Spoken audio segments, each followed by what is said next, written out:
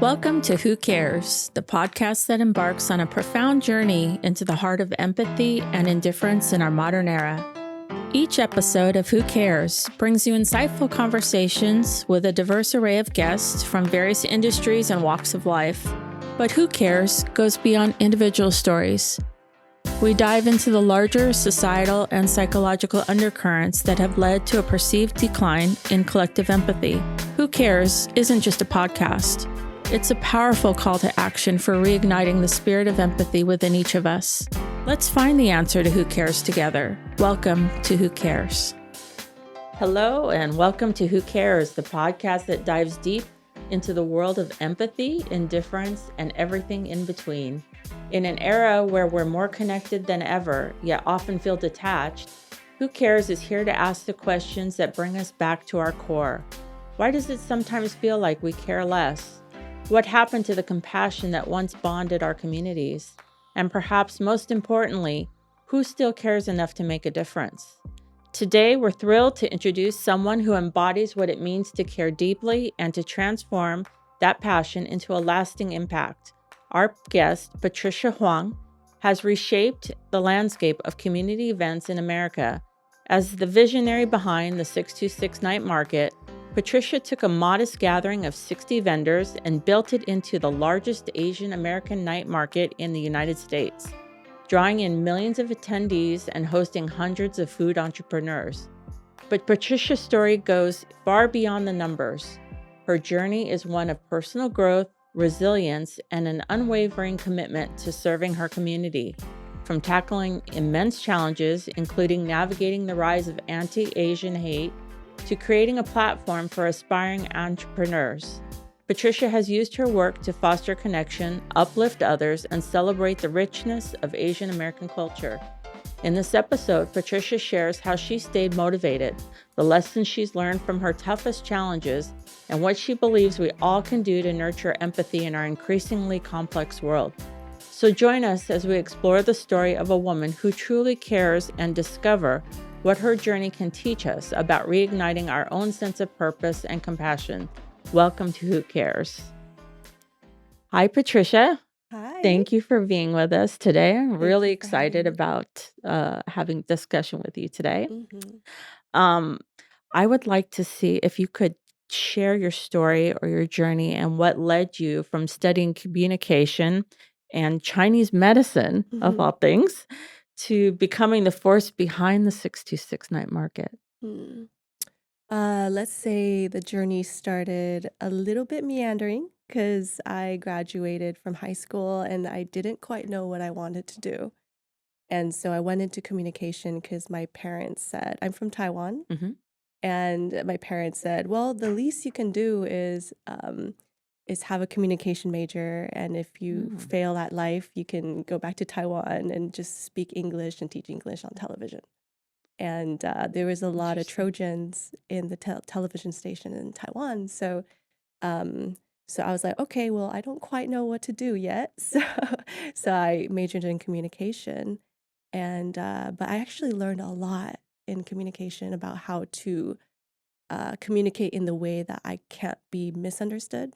So clarity in communication is really important when you're managing a million pieces, hmm and code switching between engineering, between the marketing, between attendees. And so that actually became a really amazing skill that taught me how to communicate, mm which is great. mm And and I think when I graduated, my mom was very into healing, and I love, watching health and hmm healing TV shows. hmm So I usually guess the diagnosis correct. So I'm like, I think this is really good. So maybe I should go into medicine. I love helping people and making them better. So I was like, okay, I want to make an impact on people. But in America, like everyone sends their smartest kids to Western medicine. And hmm I was like, I don't think I'm as smart as they are. And it's really competitive. I heard how mm competitive it is. mm So I was like, okay, maybe Chinese medicine because that's my roots, that's ancient mm medicine. And I think I would do pretty well there. It's more holistic. They Mm-hmm. talk about the spirit, about balance, about Mm-hmm. using herbs and stuff. So I felt that that was much better. Yeah. And so I went into that, and I love the medicine because it taught me a lot about the human body and healing and all that stuff. And I think what is it? And then I also interned under an energy healer in Taiwan as well. Oh, So it opened wow. me up to the more metaphysical stuff, the Yeah. chi and energy and stuff. Yeah. So that was really cool. That was a cool experience. And then at that time, when I was in school for Chinese medicine, the 626 night market, like the very first one started. Mm-hmm. And when we all arrived there, it was, I think it was at the time, it was like 3 people who started it. Mm-hmm. And it went viral online. And everyone, Wow. yeah, everyone was like, everyone, I think in America, because we don't have community gathering spaces after dark Mm-hmm. for families, because Mm-hmm. usually after dark, the Asians go to the boba shops. Uh-huh. Uh-huh. The boba shops, but that's more of like the cool hip thing to do, but not Uh-huh. like family. Is that here or is that in Taiwan? That Here, here here, they do. yeah, here. Okay. So the Okay. gathering spots for the hip Asians or the teenager Uh-huh. to college Asians are usually in the boba shops after. Uh-huh. But there was no gathering place for Mm. um, at night for family, you know. And Mm-hmm. usually in Taiwan, gathering places are outside with Uh-huh. family, friends. You go out at night, Oh, and that's why wow. there's night markets. And when I was growing up in Taiwan, it's all about hanging out with your friends and your family Mm-hmm. in night markets, and you eat. You go down the street, you eat, and then you shop and you eat. It's like a Mm-hmm. whole thing, you know. Yeah. There's a whole nightlife, and so when the very first one was announced, all the Asians here Yeah. in the other states around here, like Las Vegas and San Diego, and like everybody heard about it. And everyone grabbed their moms, their dads, their grandmas, Yeah. Yeah. grandpas, their kids, and then they all like Wow. drove down to this event all the way from Nevada, I heard, Really? to come to this night market because it hit everyone so hard in the nostalgia Yeah. and that Yeah. community platform. Wow. And that hit me too, you know? So it was like, oh my God, the very first night market ever in the United States. It's awesome. And what, and you can imagine it's like probably a 6-hour event, Mm-hmm. and everybody and their mamas and everybody showed Yeah. up, and we overran the city of Pasadena. Street Wow. parking, you fight your way with the street parking, and then there's lines you fight, and then the vendors sold out in 2 hours. So Oh my goodness. imagine driving out from hours to arrive to not find parking, you know. So it was just Yeah. like this whole, they hit upon what was missing, what Mm-hmm. everybody was missing. Yeah. So so I was there too with my friends, and I saw it. I was like, oh my God, this is amazing. Yeah. I want to be a part of this. Yeah. So I emailed the owner, and I Mm-hmm. said, let me in, I'll make you a success. Yeah. And I jumped in and built it up to what it is today. And Wow. yeah, so I was building this since the second event ever. Yeah. Yeah, Yeah. Wow. yeah. That's incredible. So you mentioned that night markets tapped into your core childhood memories as a kid, um, in Taiwan. And how do those memories, I mean, your own personal memories, influence your work now and your vision for the night market? I think it always goes back to community, Mm-hmm. because in our country, it's all about, I think there's loneliness and Mm-hmm. separation from Mm-hmm. people. Yeah. And when I was growing up, we all have gathering places, which is the night markets Mm. and the town squares outside.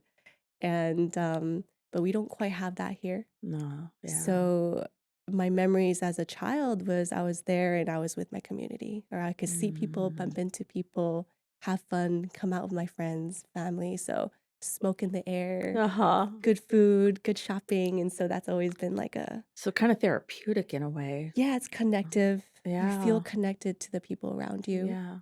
Even Um, though they're strangers, yeah, it was okay. It felt. a Yeah, sense of yeah. home on some Yeah. level. Yeah, so Yeah. the nightlife is, people work during the day, Yeah. and at Yeah. night you're just bumping shoulders with your community. You don't Yeah. necessarily need to know them, but you're Yeah. around them, and that Yeah. helps, you know. So Yeah.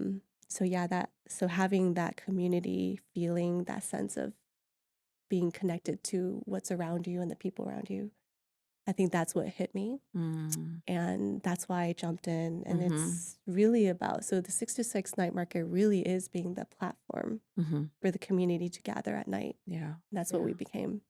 I really love that. Because I think that's part of the reason we started this podcast is to talk a lot about, what's missing. Why are people not connecting?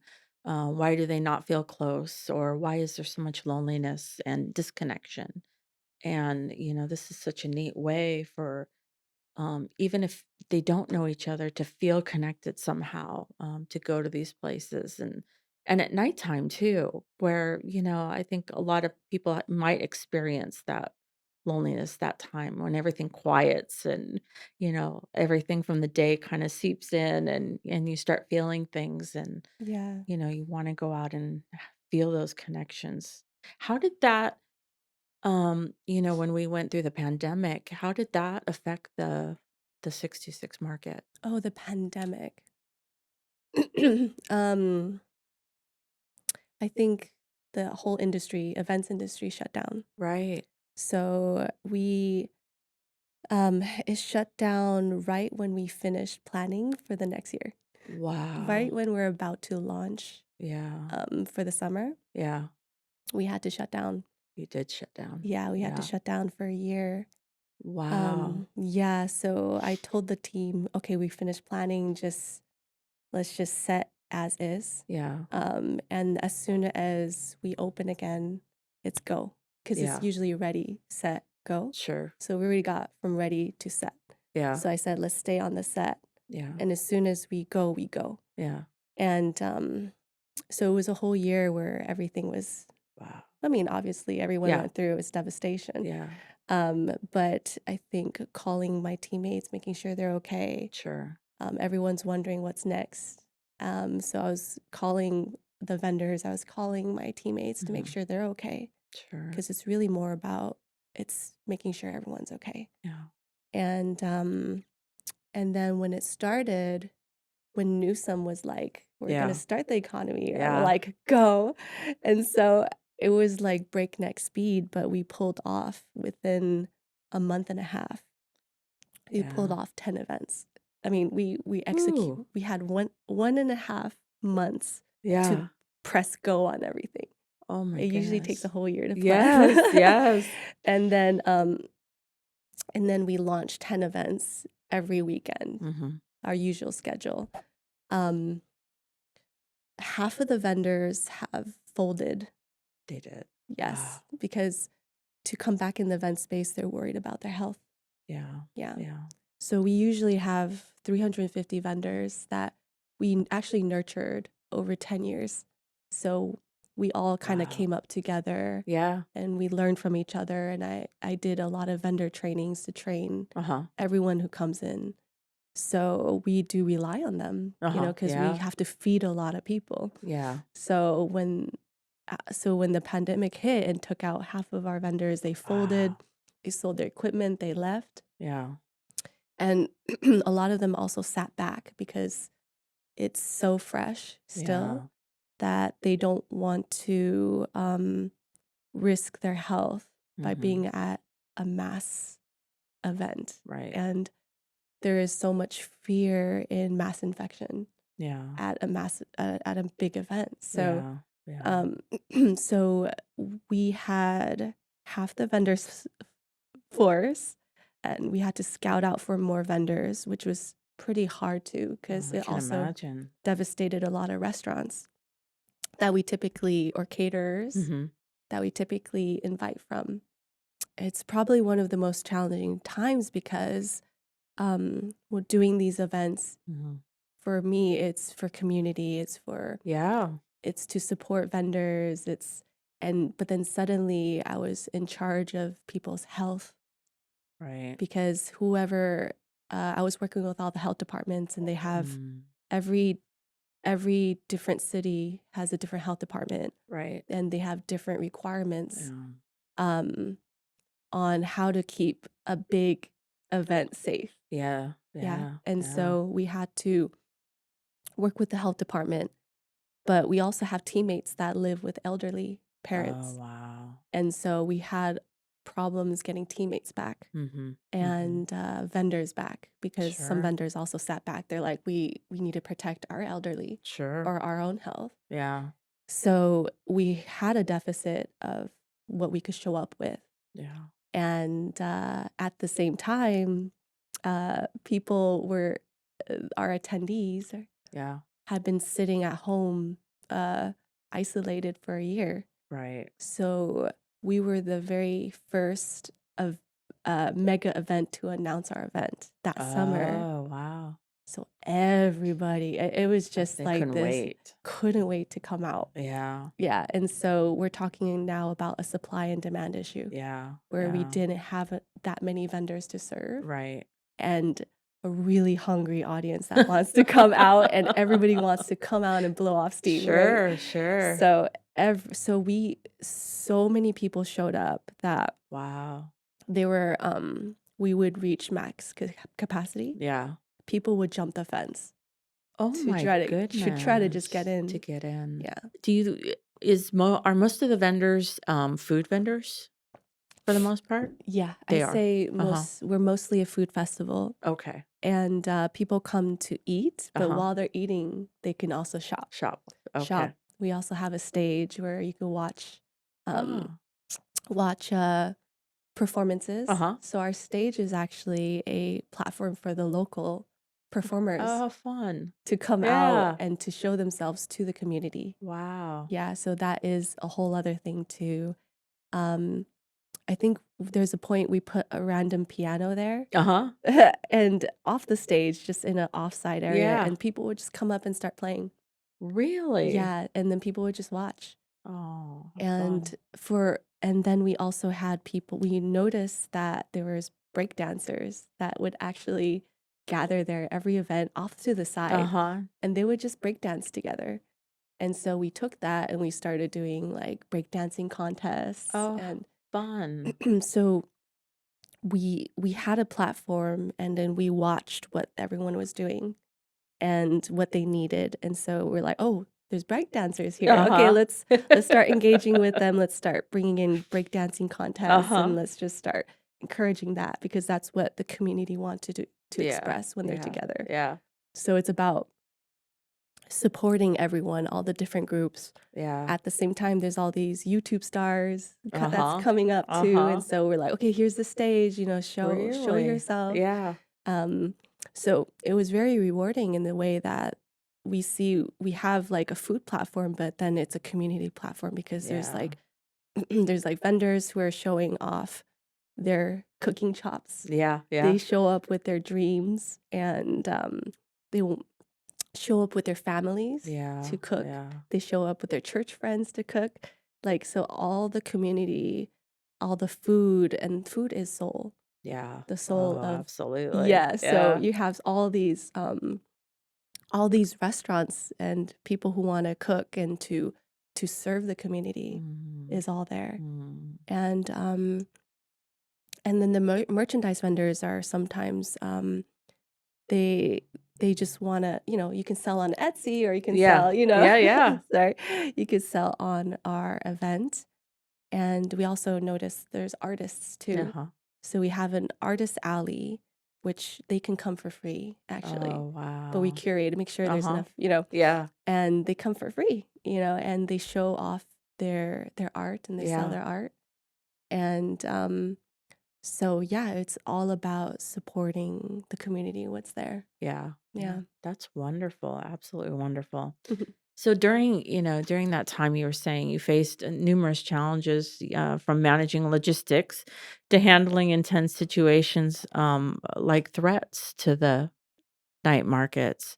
How did these experiences shape your personal and professional growth? Um, I say that was the ultimate challenge and growth Mm. for me, because in the very beginning of my journey, I was very shy. Uh-huh. I was so shy, in fact, that because I'm in Taiwan, everyone's just kind of quiet, Yeah. Yeah. It's part of the culture, and if it's discouraged to kind of speak out, to stand out, Yeah. stand out from the crowd, right? And so I've always wanted to be an entrepreneur, and I was like, oh, I can't be an entrepreneur if I'm shy, Yeah. like I Yeah. have to toughen my skin a little bit. Uh-huh. So um so I went into this fence kind of mentally preparing, like, okay, this is a place for me to grow. Mm-hmm. And so it was a journey of resilience and building the resilience and I was like, what's the most challenging place to build resilience? Uh-huh. Customer service. And so I was signing up vendors, doing customer service, Uh-huh. handling the market on site, Mm. because that's the place where there's the most conflict. Yeah. So I would put myself in places where there's the most amount of conflict communication needed. Mm. And having to learn to say no, how to say no, because I think especially Asians, it's hard to say no. Mm-hmm. Uh-huh. So how to do that in a way that's more cooperative and Yeah. not just authoritative. Yeah. It's Yeah. actually, there's also a power dynamic issue too, Mm. because I'm an young Asian woman. Mm-hmm. Mm-hmm. And in Asian culture, the younger is supposed to bow down to the older. Right. And a lot of the vendors were older men. So there's a Ah. balance, there's a balance inequality that I had to figure out. Yeah. Yeah. And when you're talking about, and there's a lot of personality that show up. And typically business owners are the kings of their castle. Yeah. They're Yeah. very strong, they're very confident, and they're willing to fight for themselves and their business. Uh-huh. Right? And so put 350 of them together, they're all competing with each other. I can imagine. It's a lot of personality. Yeah. And I'm Yeah. just an Asian girl that's younger than them. And there is that Mm. power inequity Yeah. that I had to figure out quick how Yeah. to hold the market together, how to police it, make sure it's safe for everybody, make sure Right. it's even for everyone, because our platform needs to be a economic platform for them, but needs to be Right. fair for everybody. Right. So how I figured how to do it, it's not like from an authority, not from an authoritative position, like, no, you can't do that, period. Yeah. Like Yeah. it's not that. It's more of, hey, this is our rules. Like I figured out it's bids for cooperation. Mm-hmm. It's, hey, like, I noticed, like, according to our rules, like, this is, you can't pour oil into the sink, Yeah. Yeah. Yeah. So I would come through as more of, hey, I'm just reminding you of the rules, Yeah. and I would do rules of thirds. So first one is like, hey, just so in case you don't know, you're not supposed to pour oil into the sink. Right. And then the second warning is like, hey, I just told you, like, Yeah. Yeah. you can't really put oil. And if it happens again, we have to escalate, Yeah. And it's just a matter of like notifying them rather Yeah. than like, I'm the authority. It's like, Yes. okay, I'm Yeah. here to just remind you the I'm the rules. messenger. I'm just the messenger. And I would Mhm. explain to them why we have these rules so they Yeah. understand. Yeah. It's not because I said so. It's because these rules are put in place to keep it even for everybody, to keep Sure. it fair for everybody. And then the last one would be like, I'm so sorry. Like, if like, I would have to apply a fine now, And Yeah. so it's Yeah. just Yeah. with empathy, it's like, I'm sorry, this has to Yeah. happen. Like, Yeah. you were told 3 times, Yeah. So, Yeah. so it was a lot of practicing of just cooperation, and Mhm. I come forward with respect first. Yeah. Yeah. And hey, like, just so you know, and then moving and escalating from there. So you really And had to pre-plan it in your head and how to play that all out to mhm, incorporate all those personalities and mhm, and mhm, mhm, and almost like you're advocating for them at the same time. mhm. I'm on your side, but here's the Yes. rules. Yes, exactly. It's like, I want you to do Uh-huh. well. Yeah, yeah. I want you to do well, Yeah. but you're crossing over here. It's gonna get you in trouble, Right. Right. So it's like, I'm on your side. Yeah. Right.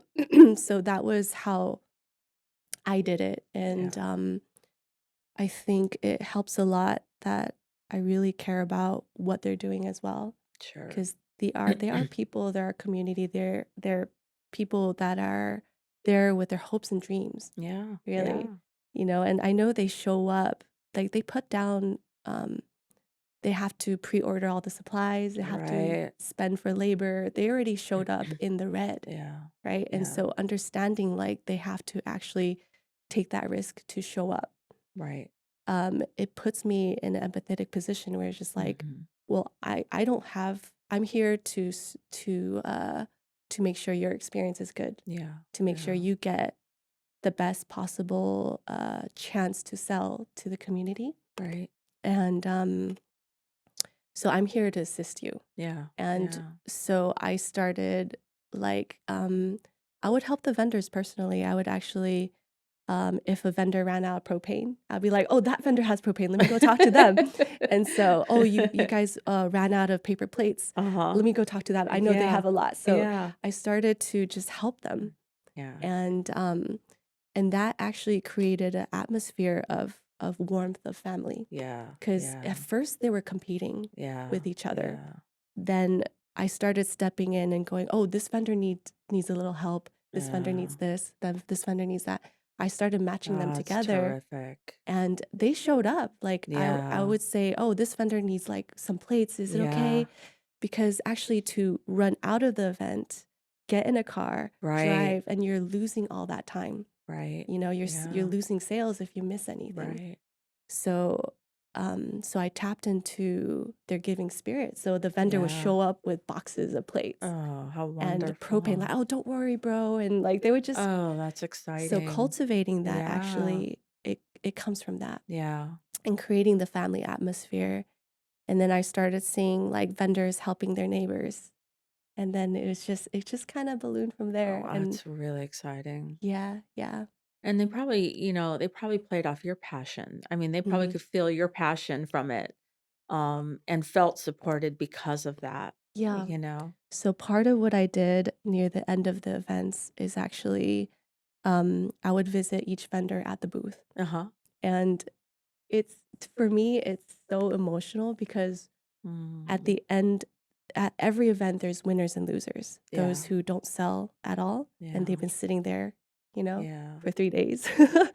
Or there's people who made a lot of money and they're Yeah. celebrating. Yeah. So every booth has a different mood. Mm. So at what I would go to one vendor, I would say, "Hey, how'd you do? Like, what's Yeah. going on?" Yeah. And and one booth would be screaming at me about their booth placement, Yeah. Yeah. and the next booth they'll be like, "Here, have a drink. Let's kampai. Let's woo!" And then they're blasting music and Yeah. laughing and red faced and like, Yeah. "Oh, we did so well." And then the very next one is a vendor that's crying. Oh, So I would sit wow. and hold her hand Yeah. and just talk her through it, and yeah, whatever I can do to help them. So that also put a lot of Yeah. humanity in these events where Yeah. you're not here alone. Because I think the Yeah. entrepreneurial journey is very alone, Yeah. and we need our community. Absolutely. And a few things that I do too during the event is if there is no line, Mhm. I would pretend to be the first customer. I'll stand in front and I'll talk to the vendor and I'll just pretend to be, and then Uh-huh. people would start showing up Yeah. behind Yeah. me. Yeah. So I would just start the lines that You way for start. other Oh, vendors. that's awesome. Yeah, What yeah. a wonder, like everybody's sister, you know? Yeah, I Yeah. try to take care of Yeah. everyone. And Yeah. if a security guard, um, I like every time I pass a security guard that's stationed or a teammate that's stationed, I'm like, Uh-huh. okay, where's their water? Yeah. And where's their chair? And I would Ah. always watch for that. Yeah. And yeah, if I see someone without water, because it's so hot Yeah. out there. Yeah. So I would just run back to, here, have some water, chair, like, are you Yeah. good? And so Yeah. it's just coming with Yeah. that attitude of like, Yeah.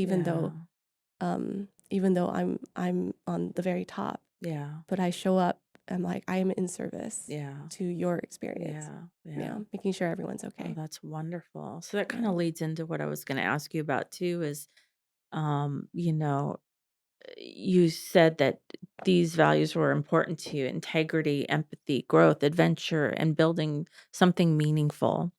Um, how did these values guide your decisions both personally and professionally? Mm.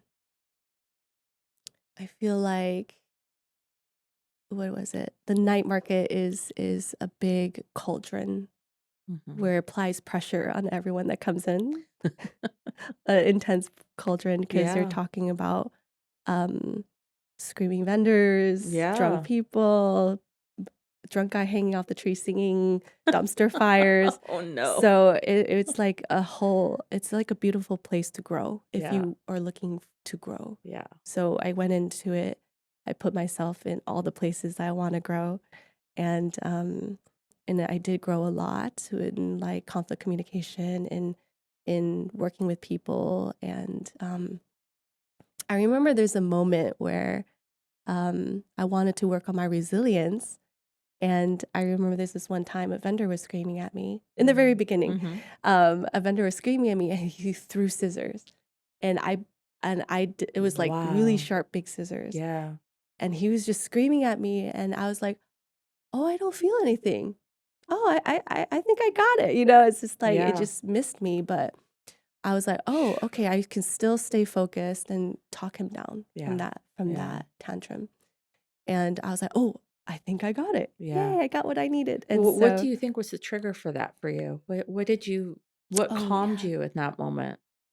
hmm, I think the more it's like exposure therapy sometimes when Mhm. Mhm. the more that you're in it, the more you're comfortable with it, the more you're Yeah. familiar with what's going on. Yeah. And so it reminds me of like the story of Bruce Lee. He's scared of cockroaches. Uh-huh. So he actually made himself a necklace of cockroaches Oh, and he wore it for a few days. wow. So I think Yeah. part of it was exposure therapy. Facing Once the you're in fear. it, you just keep facing it Yeah. until Yeah. you find that you're still alive, you're okay, Yeah. and now what? And then you start Yeah. going into now what? What do I do? How do I help? It's always about helping. And I think what also helps is that these vendors are under a lot of stress, Yeah. a lot of Yeah. stress. And even though they're screaming at me, they're just speaking from a place of frustration, Yeah. and Yeah. sometimes they just need to let it out. And so I let them vent, actually. I let them vent. I let them know that they're seen and heard, Yeah. and Yeah. I'm there for them. Yeah. So letting them first be seen and heard, and then that then makes them feel okay, Yeah. I'm good. And then I'll help lead them into a solution from there. Um, So you're very empathically attuned to what's happening for them, yeah. as much, so much so that you can see beyond the anger. Yeah, Yeah. inside is just Yeah. hurt. Yes. Yes. And understanding that they're in a cauldron. Yeah. And I think when people get really stressed with no sleep, a lot of money on the line, Right. long hours, and Right. Yeah. working in front of a grill in the fire Yeah. In the and heat. the heat, Yeah. the California summer heat on a Yes. big parking lot, Yep. I've seen all kinds of breakdowns. Mm. And Mm. I've seen two parents actually, they're so heat and stressed, Yeah. and they're just trying to pass through the fence, but really closed it. And I see that the level of stress reaches to a point where they stop thinking Mhm. and they're just emotional Just acting. and they become reactive, which Yeah. is, I think, part of the human nature. Yeah. Um, but these two parents, like, they were just so like past that level that I see when it switches, that Yeah. they just kind of threw their kid over the fence, and their kids got caught on the fence, and it was just like, oh, Oh whoa, whoa, my whoa, let me help goodness. them because I still Yeah. have my things together. Okay, Yeah. let me go help. And then they Yeah. were just so tired, and so stepping in their shoes, like, if you're so tired, why would you want to be lectured? Mhm. You need Right. help. Right. So I Right. see every screaming thing, every Yeah. breakdown Yeah. as an opportunity to help get them back to Yeah. evenness. Yeah. And so it's empathy, but it's also I grew up with a mom who's Buddhist, so Mhm. I spent a lot of summers in the mountains meditating with monks, Oh, wow. 8 hours a day, just sitting there meditating. Wow. And it's probably the worst thing for a kid Yeah. to sit there and not do anything, Yeah. empty the mind, Yeah. just sit for 8 hours a day. Yeah. in the muggy Taiwanese summers, Oh my no goodness. AC, Yeah, hot yeah, food, hot water. yeah, But I think, having that meditative space very early created hmm, a meditative core. yeah, So they actually yeah, taught me walking meditation, active moving meditation. So after we meditate, we would go out and walk, and we maintain ah, that meditative space as we yeah, walk. okay, So right before every event, for probably a week before each event, I would meditate heavily to get yeah, that core, yeah, that yeah, peace core, right? okay, And I would carry that, and I would be in active meditation everywhere I walked. yeah, So in a way, you become the eye of the storm.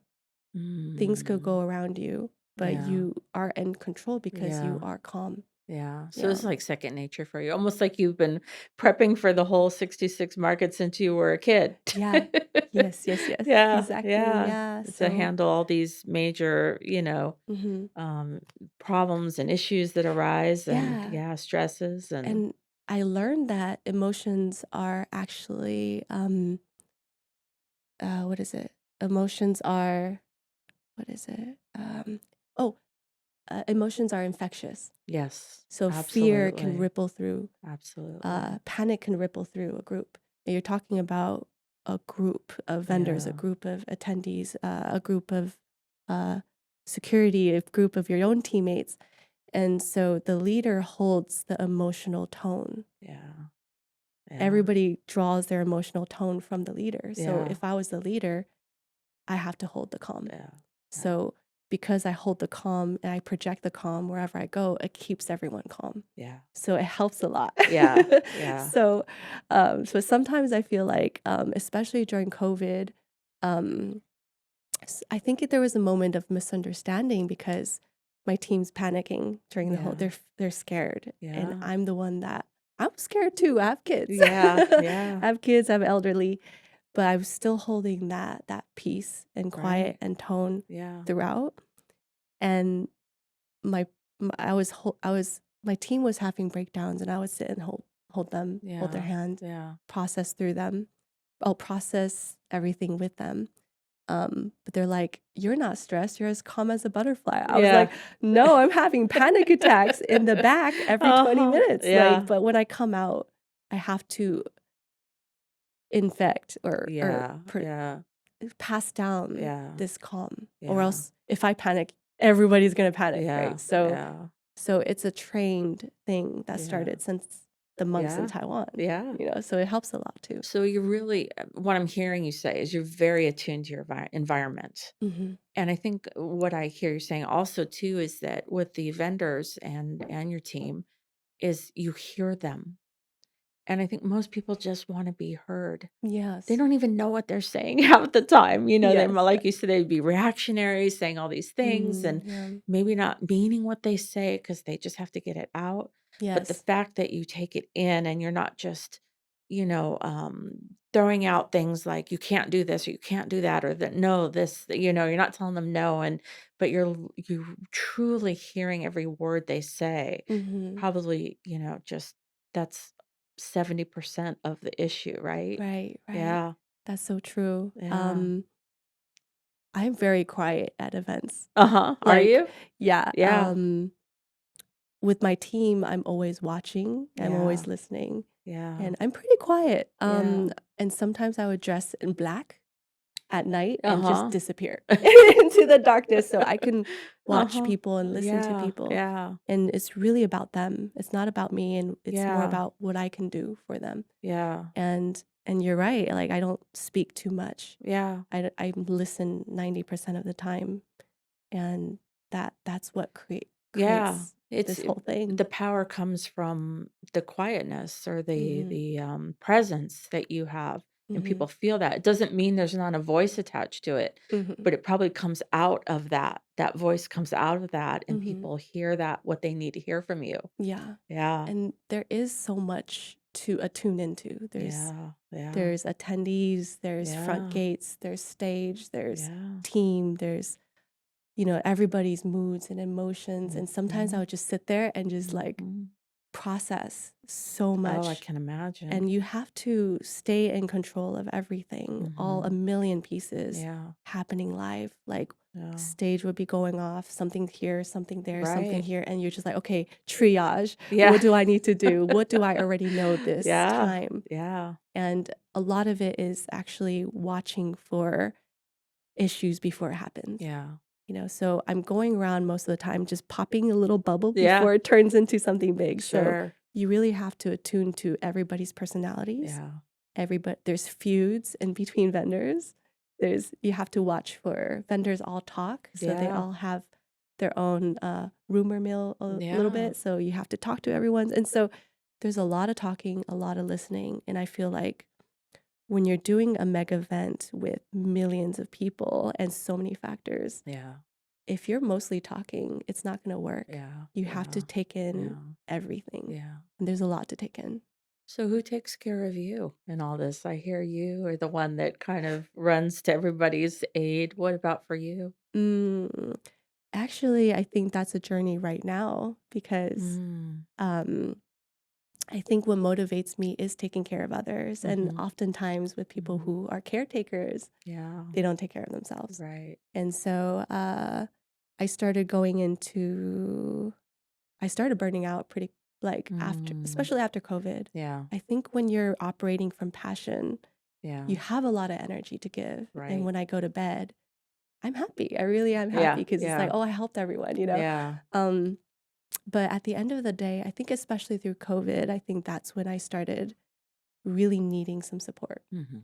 Yeah. Mhm. And Mhm. that's when I got more into mental health and I had a baby around Uh-huh. that time. And so Oh there's my goodness. postpartum and there's Yeah. memory loss. And so it suddenly became, because I always identify as I want to be the strong woman, Yeah. and I Yeah. became a strong woman. Yeah.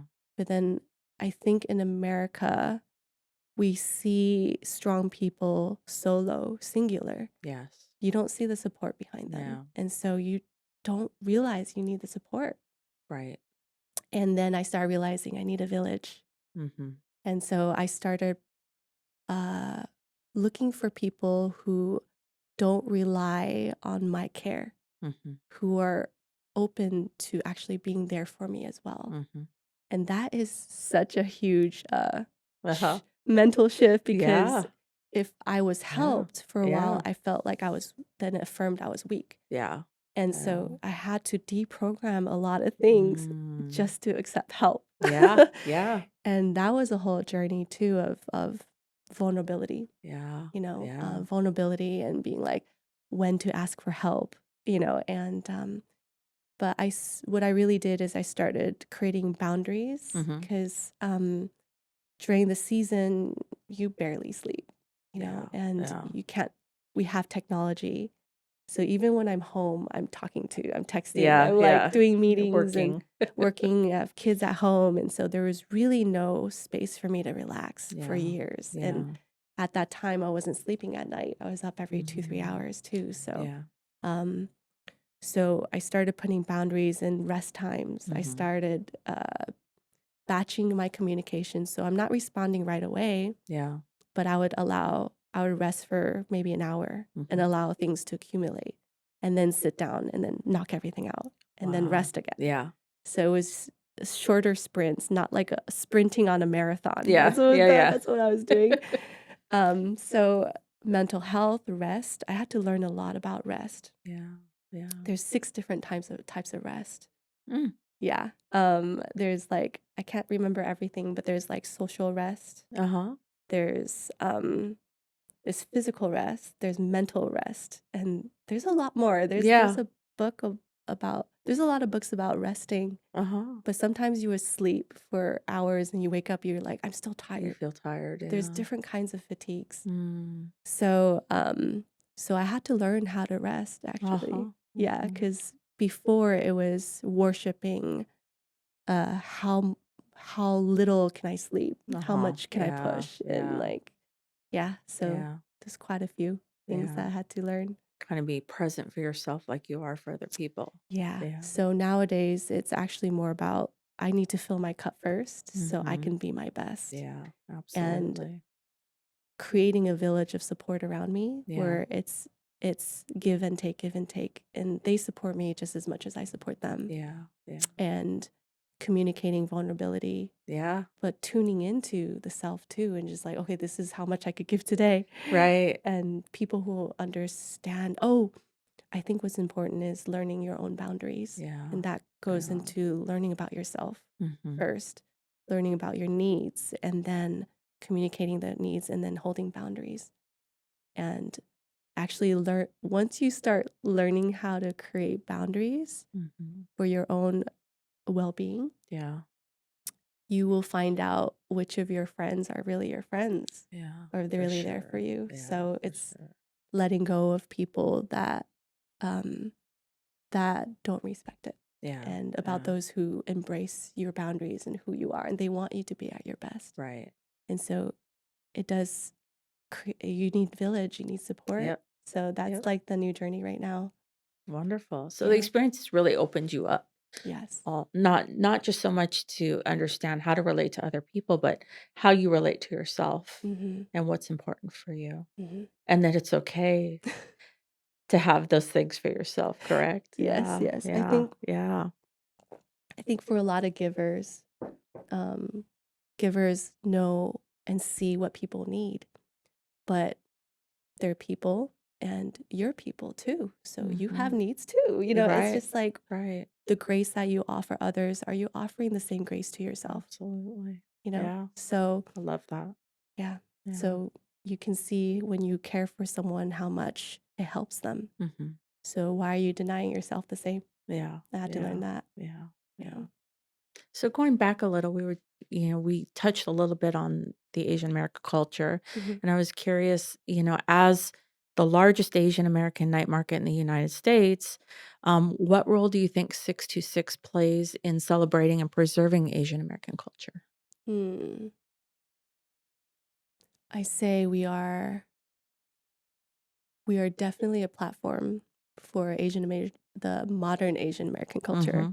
Mm-hmm. Because I think there's a misunderstanding that I think I had some friends who didn't know Asian culture very well, but when they went, they said, "Where's the lion dancing?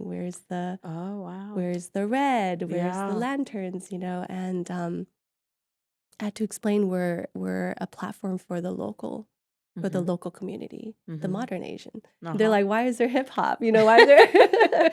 So there is Uh-huh. like a misunderstanding, um, but it did play a really important role for the modern Asians nowadays because it is a gathering place for friends and family. Mm-hmm. I see there's actually a few proposals that happen at the events because lovers have met there Oh, and they go out wow. on dates. And Uh-huh. then I see like, oh, this guy just proposed. And, Oh my it's like their goodness. special place. Yeah. Yeah. And that's a place I know where a lot of people go and check out, cute girls and cute Yeah, boys. yeah. um, I think we definitely supported a lot of vendors who have a dream on Mhm, starting a business, mhm.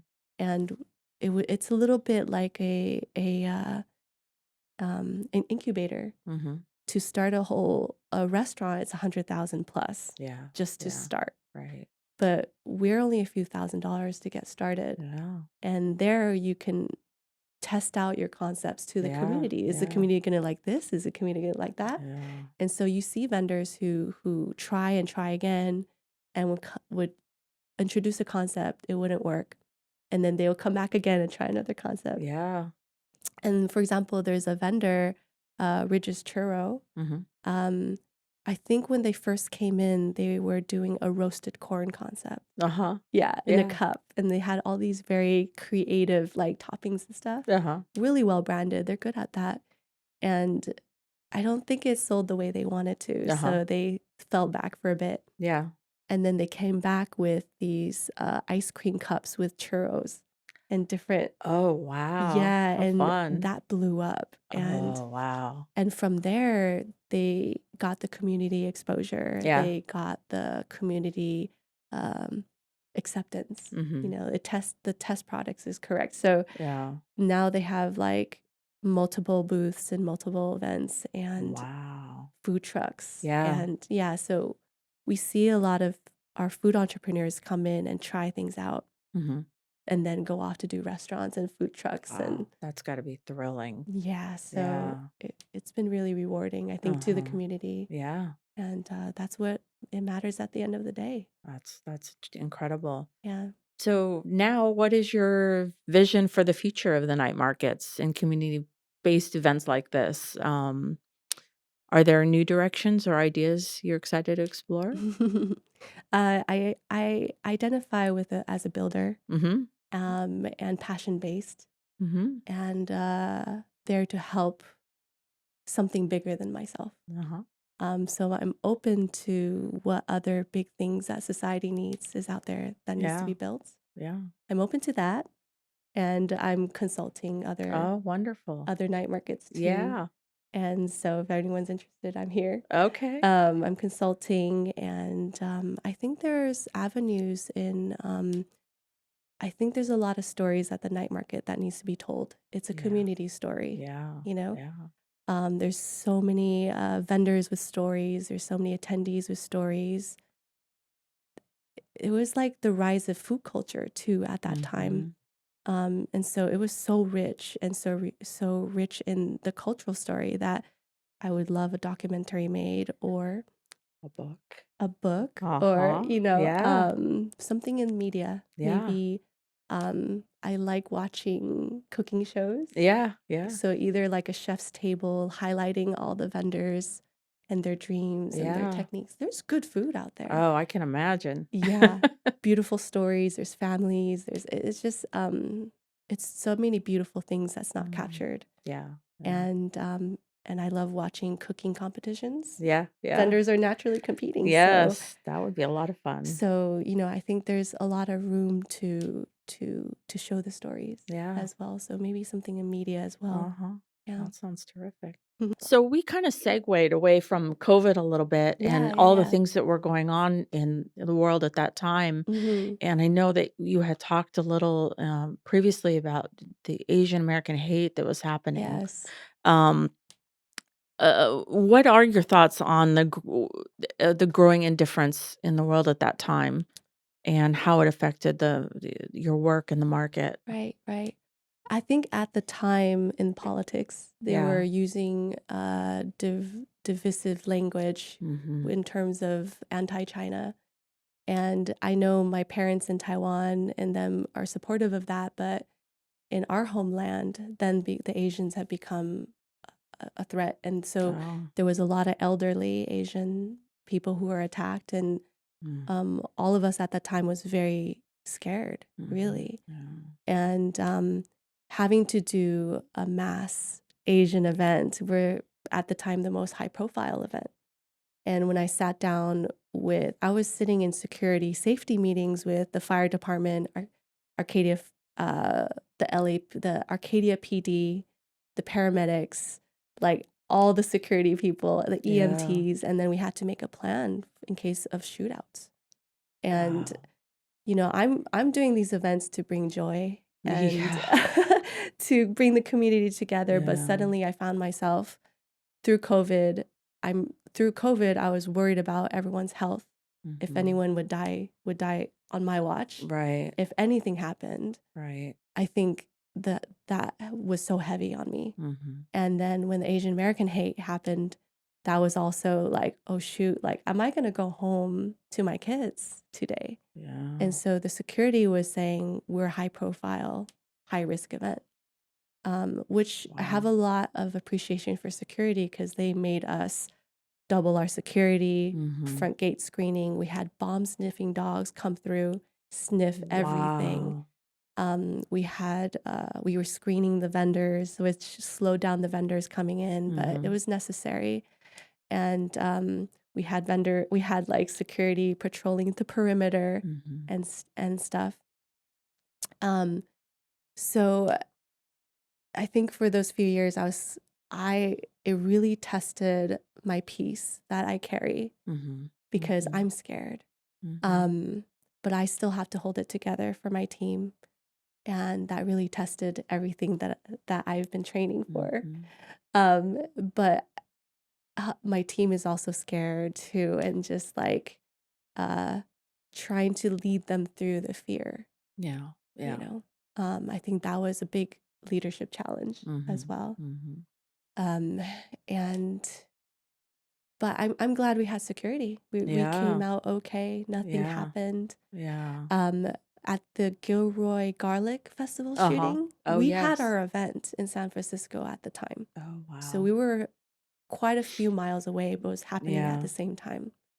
And for us to have to gear up in all of our security within a day or two, Yeah. that was really crazy. Yeah. Yeah, but I think through that, I learned protection, Mm-hmm. how to protect our people, Mm-hmm. how to keep things safe. Mm-hmm. So it's crazy, Do you think super the crazy. vendors and the crowd were aware of the level of security that was happening at the time? Yeah, They security was were. saying we're going to be loud. It's more about prevention. Okay. So we're going to show that we're secure. Yeah. So we Yeah. have security guards sometimes. Uh, the Arcadia PD would sometimes park their vehicle in front, and Mm-hmm. they would stand there with their gun, with their Oh my rifle, just goodness. making a statement like, don't have Yeah. any funny Don't business. start Don't anything. start anything. Yeah. We're fully. And online, people were saying just to get Wow. in, it feels like going through airport security. Yeah. Yeah. What was interesting is does slow down the intake of people into the event, Yeah. which Yeah. does lower the sales of the vendors. Yeah. I wondered if it impeded people from It did. coming at all. It did. Yeah. Yeah. And it slowed down because it used to be you pay, you get in. Yeah. Now it's you pay, go through security screening Yeah. just to Yeah. keep people safe. Right. But that creates huge lines. Right. Just to be safe, it creates huge lines that are wrapped around the event. Oh. And that was people would video that lines and post it online. And it's Yeah. like, oh my God, but we're Yeah. trying to keep Oh you safe. boy. Yeah. Yeah, but at the end of the day, so we spent a lot of time trying to time how many Yeah. people come in per minute and okay, we need to do more, we need to go faster, but Yeah. it's still safe. Yeah. Yeah. Yeah. So those are some Yeah. crazy times, but I'm glad Yeah. it's Yeah. over. But we do still have a lot of security there Yeah. just in case for Yeah. anything. Yeah. Yeah. And oh, sorry, I'm so sorry. But we also experienced we never had fights, like Uh-huh. physical fights at the events. Yeah. But during the time of the political talk about anti-Chinese, Right. there was two fights. And Okay. there was someone that was jumped in the parking lot, Oh my and it's all goodness. racially based. It And so was. it was stressful on top of everything else. Yeah. Yeah. Yeah. Yeah. But was it acted on fairly quickly Oh to yeah. resolve it? Oh, Yeah. that's Yeah. good. We had a lot of security, so Yeah. Yeah. yeah. Yeah. Yeah. There was a lot of tension in the world at that time. Yeah. It's Yeah. crazy. Yeah. Crazy Again, people. more fear to A lot of fear. yeah. Yeah. People Yeah. had a lot of steam to blow off Right. and a lot of trauma they brought. Yeah. A lot of fear that they brought to the Absolutely. marketplace. Yeah. And we were a community platform and we saw all of that and trying to keep everyone safe, happy, calm. Right. Yep. Yeah. Yeah. Yep. So, in terms of that, how did these events shape your understanding of the community resilience and solidarity? Mm. Can you say that again? In the face of these events, Mm-hmm. how does that shape your understanding of the resilience of the community that you work with? Hmm. I feel like if you crave community, they're always going to show up. Hmm. Um, even though COVID devastated half of the vendor base, Hmm. but they still show up with their dream Hmm. to serve their Even in community, the face of fear. even in the face of Hmm. fear. Yeah. Hmm. And I saw a lot of that. And our team also showed up too with Yeah. fear, Yeah. but they still also want to serve the community, want to be there with the community. Yeah. Yeah. And the community showed up too in force. Yeah. Yeah. They're not feeling great, but they're together. So seeing people show up still and seeing people connect with each other on this Hmm. community platform Hmm. after the devastation, all these threats Yeah. that's happening, they still Yeah. show up. So Wow. it's a big testament to no matter what happens, people will always show up for community Mm-hmm. and connection Yeah. and their dreams. Yeah. Yeah. Yeah. Yeah. It's wonderful. It's Mm. really, really wonderful. Were there any other things about that time or about COVID that you wanted to share? I think that's it. Yeah. Yeah, I think Okay. that's it for Okay. that Great. period of time. Yeah. Yeah. Well, I thank you so much for being with us today and sharing this amazing story. And just gets me so excited to see somebody with so much passion Mm. and drive, do this. And it's just a great thing. So thank you. Thank you Thank so you so much for much. having me. Yes.